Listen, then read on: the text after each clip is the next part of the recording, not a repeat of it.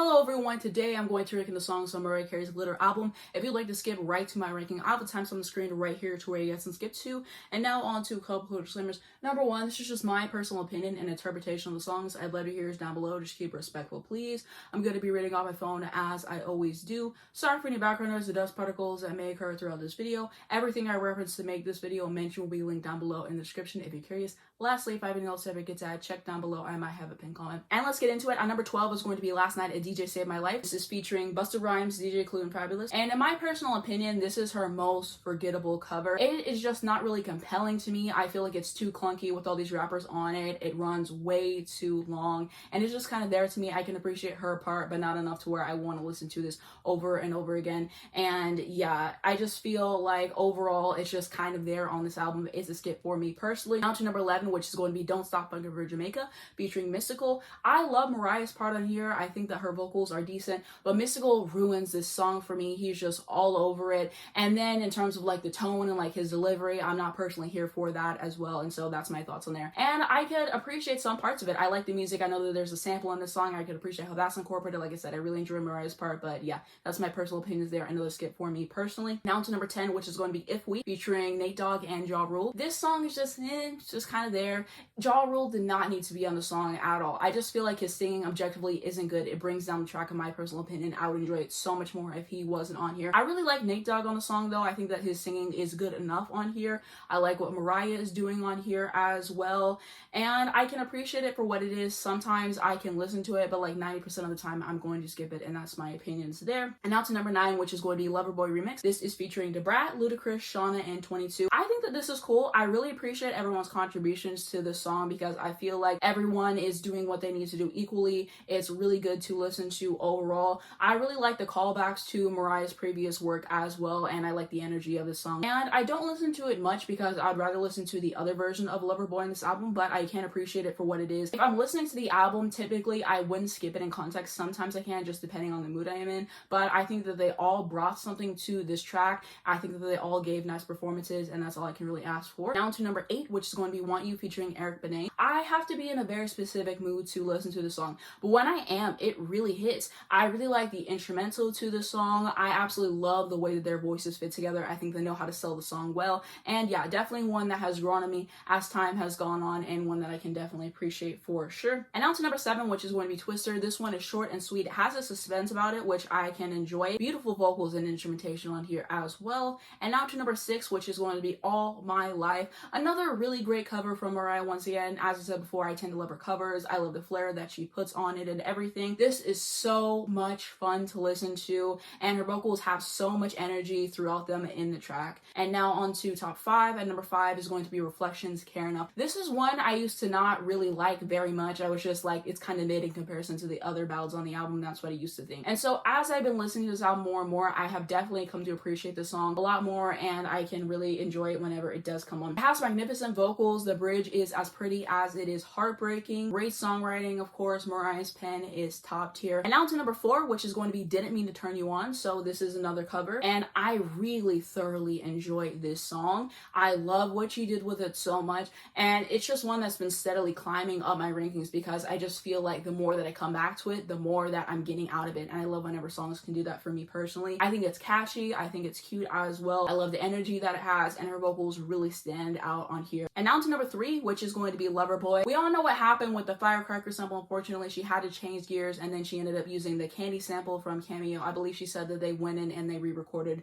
their parts for the song, which I thought was nice. And I really like how the sample is incorporated. Actually, I think that it fits in quite nicely with the song. I love how playful the track is. I love her vocal delivery and the energy as well. Really lighthearted, and she truly owns it, and that's what makes me love it. I can appreciate the lyrics too. And in terms of which one I prefer, this version or the Firecracker version, I used to say that I preferred the Firecracker version a little bit more, but as I've been listening to this album so much in preparation for this video, I went back and then I actually listened to the Firecracker version, and then I think it was just kind of jarring just because I got used to this one so much. So right now I'm actually going to say that I think I like this version a little bit more than the Firecracker version, but who knows? I really like both of them. I think it depends on what mood you're in and what you like, because they are different in certain ways in terms of like the vocals and whatever, but I really like both of them. So like, that's my honest opinion at this point. I would love to know which one you guys prefer. Please leave it down below in the comments. comments because I would love to read them. And now to number 2, which is going to be Lead the Way. This is an excellent track. Her vocals on here are absolutely insane, especially that one run that she does. It just really shows her musicality. I love the power. I just love it all. Like, her voice sounds amazing in that particular part, and the whole song really, it's just a vocal showcase, which is what I really do love about it. It has a slick production on here,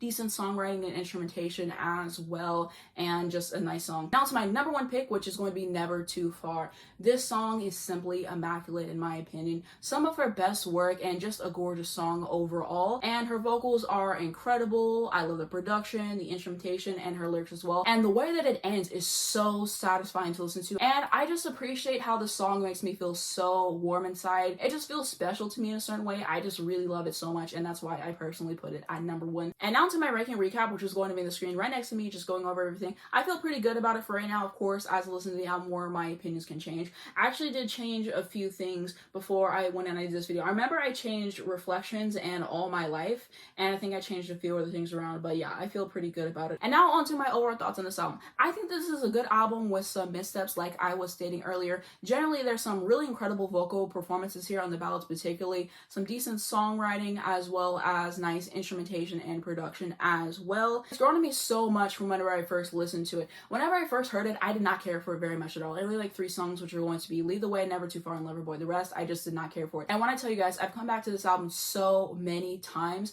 because I really wanted the songs to grow on me. I wanted to get it, and one day it finally clicked in for me more. I was able to enjoy the songs more than I had in the past. And yeah, even though it's grown on me a lot, I still think that this is the worst album in her discography. Like I've said in a past video that I did, if I have to listen to your album so many times for it to finally grow on me, it's going to tend to be one of the worst albums in the discography for me personally. And so, like, that's my thoughts there for 1. And then 2, she's just shown us that she's capable of so much more in albums that she did before this and albums that will come after this. And so that's like my honest opinions there. I know what some people absolutely love this. They think it's one of her best albums. I really disagree with that one. There's other albums in her discography. If you want to put that as her best album, I can definitely understand that. But this one, I don't get it. I'm going to be honest. And I can understand people who are more so like myself. Like, this is just not one that I'm going to be revisiting a lot. And this is one of the worst albums in her discography. But after revisiting it so many times, I'm glad that I can finally enjoy it more than I used to. Because like I said, my opinions on this album have come such a long way. I don't tend to stream this album all the way through a lot. I will listen to a song here and there, but as far as listening to the whole thing, it doesn't really happen. And like I said, I do have some skips.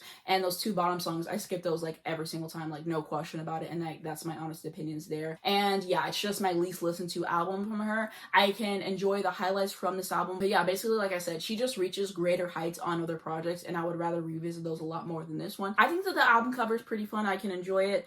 I don't get why she put the Loverboy remix first and then the Loverboy with cameo last. That doesn't make any sense. I would definitely switch those, or maybe just have Loverboy cameo first and then the remix somewhere else in the track list. I just honestly don't get that. So if anybody has any information on why she chose to do that, let me know in the comments down below, because I honestly don't get it. And lastly, she had some great looks during this era, and it's unfortunate how she was so overworked and everything that went on, and we're going to be talking about that a little bit later. It's unfortunate all the circumstances that went behind, but thankfully she was able to come back with the emancipation of Mimi. And now to my overall thoughts on the Glitter movie. So I did watch this a few days ago in preparation for this video, and objectively it's not a good movie. I feel like we can all agree on that, in terms of the plot, in terms of the script, in terms of just like the way that things were put together, in terms of like the editing at certain places. Some stuff just like honestly didn't make sense, but I could appreciate it for what it was. Obviously I enjoyed the little performances throughout the movie, but yeah, I don't think it's as bad as people say it is. I could definitely appreciate it for what it was. Do I think I'm going to be watching this a whole lot after this video? Honestly, no, but it's really not that bad. Yeah, generally there's worse movies that I have watched. I will say there's a video I watched that breaks down this movie and the problems with it that I agree with for the most part. I will leave that down below in the description if you guys are curious. On the movie, Mariah says in her book,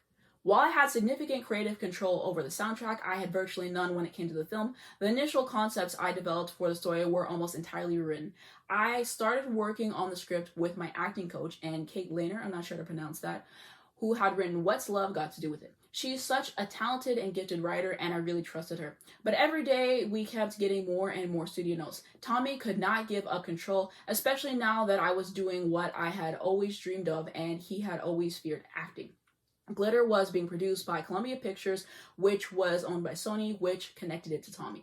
As a result of continual back and forth and Tommy stifling control, we had script changes every day. No one knew what was happening from moment to moment. In addition to a vastly different script, I had also wanted Terrence Howard in the lead. I envisioned him in this kind of role before Hustle and Flow, mind you.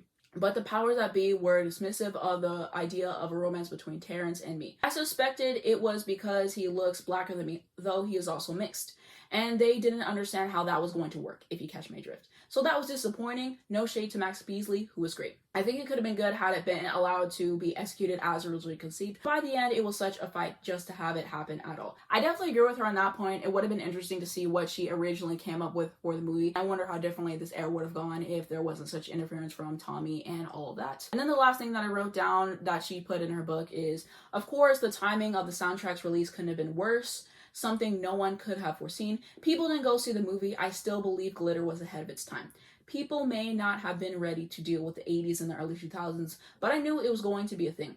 And then it was. And I still love that soundtrack. I am so glad and so grateful that almost 2 decades later, The Lambs and I got #Justice for Glitter, making it go to #1 in 2018. I'm also glad I get to perform those songs now. I would highly recommend reading the All That Glitters chapter in her book because she goes more into detail. Those are just little excerpts I wanted to put in this video for a little bit more context in terms of the soundtrack and the movie. But yeah, definitely read that if you want more information on the era. And I would recommend reading the entire book as a whole if you haven't already. There's a lot of insight into her career and her personal life, which I think is fascinating to read. And definitely get the audiobook as well because I think it really enhances the experience. Before I end up this video, I just wanted to show off my shirt really quickly. If you're wondering where I got it from Mariah's website. She did a Pride collection last year. I don't know if that's still going to be up right now. If I can find a link, I will leave it down below the description. But yeah, that's where I got the shirt. I absolutely love it. Pretty iconic. I'm glad that she put it up for sale for us to get. But that's going to be it for my thoughts on the album. Do you guys agree with me? Do you disagree with me? Any memories you guys have with the album? Any information you wanted to add? Let me know down below in the comments because I would really love to read those.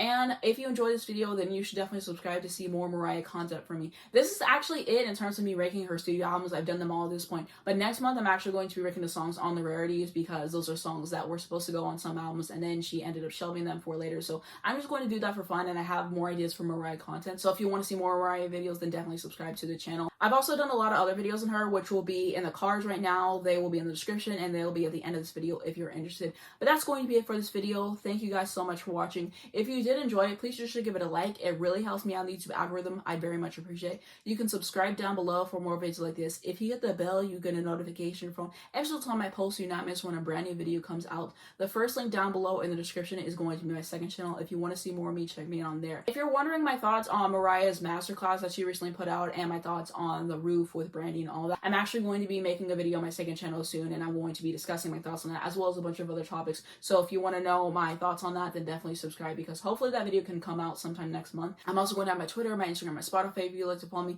as well as links to stream this album if you're interested, and lastly links to educate you guys on important situations. Thank you so much for watching this video and I'll see you in my next one.